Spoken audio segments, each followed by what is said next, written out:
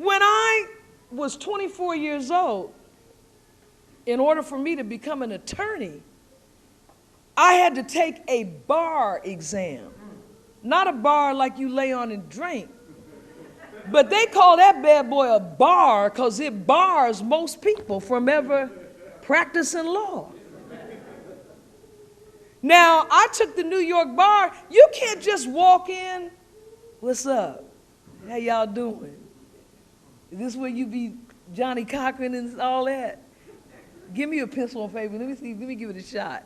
No, you have to have a law degree before you even take the test. Now, Job, because I just want to erase all this being broke. I'm so tired of black people bragging about being poor and saying that's the same as being righteous.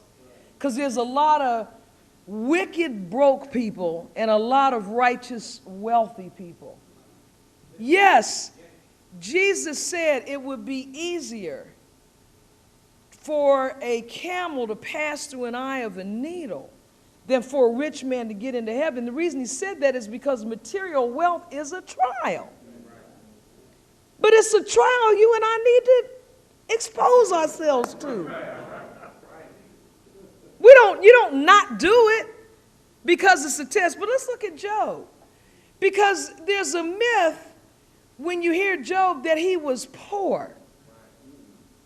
Job was one of the most righteous men that ever lived, and he was also one of the richest men that ever lived. Before his famous trial, God had a special love for rich Job. That's why Job was rich, because God had a special love for him. Now, Satan was envious of that relationship. And he told God, if you take everything away from Job, he's not going to be your faithful servant.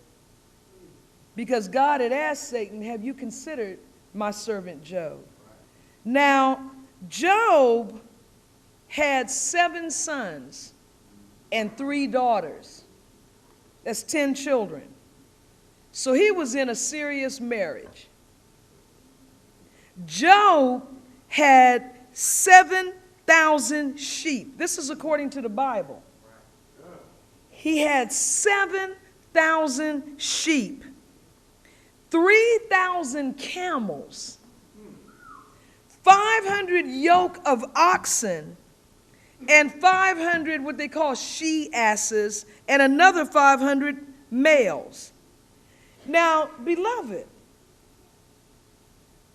can you keep 7,000 sheep in a yard? My husband was pointing out to me when we talked about this, he said, you notice when we're on the road and, we have the children in the back seat, we say, oh, look at the horses.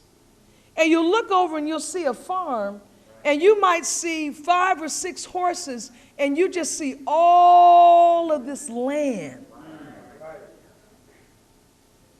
And that is to give those little few handful of horses room to graze and to be a horse. Now, how much land do you think Job had for 7,000 sheep? And wait a minute, camel and sheep don't hang out together. The man had 3,000 camels. Now, my husband and I went to Cairo. We went to Egypt. We went to the pyramids. We rode on camels. A camel is no joke. You been on one? Yes, sir. First of all, they are very tall. And they're very cooperative. And when you go to get on one, that's one thing, is getting off.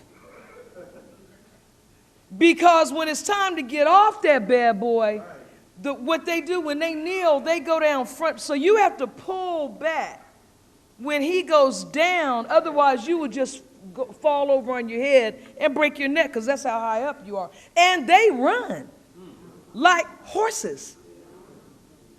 One of the biggest sports events in the world is the camel races in Saudi Arabia. Those things can run, so they need room. He had 3,000 of them. And the Bible says he had a great household. So this is who God tried. He's not trying to dude laying in the street asking for a dime. He clearly doesn't need to be tested. He's already failed. Because he doesn't get who he is. So there's no point of testing him. Man's highest expression of happiness is when we can share the attributes of the Creator. And his second highest attribute is beneficence. His highest is mercy. Beneficence means that you and I give without thought to the recipient. We're not worried about who's going to benefit. So the Creator allows the sun to shine on the wicked and the righteous alike. He doesn't care. He is beneficent. So what I'm driving at is that for us as a community to begin to turn our condition around is very easy. But we have to first seek and find who we are. When we know our purpose in life and begin to move toward that purpose in life, it eliminates any envy and jealousy among us. Because if I'm doing what I was born to do, I'm not hating you because God is blessing you with what you were born to do. And then I don't make a fool out of myself and become an impediment to the community. You know, Etta James, great singer, powerful singer, a pioneer. See, how do you get to the end of your career and let envy and jealousy make you act other than yourself? You don't hate Beyonce for singing your music. If Beyonce didn't sing your music, nobody under 50 would know who you are. Now let's just be real. When you are after your divine purpose, then you wish everyone well. And in fact, you stop to help others to reach their purpose, and now you've got a functioning community instead of a dysfunctional community.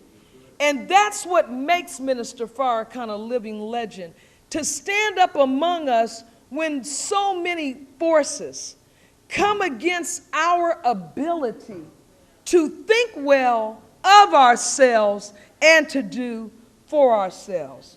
You know, one of the most baseless charges that was leveled against Barack Obama, not against him, against us, during the campaign, and you heard it on the radio, I heard it today, and black people were saying it. They voted for him just because he's black. See, you have to qualify in life. Don't let anybody lead you into that type of conversation. There's no such thing as voting for him just because he's black. He was beyond just being black when he came in front of us. You understand what I'm saying? He was already the first black editor of Harvard Law Review. He was already a sitting U.S. senator.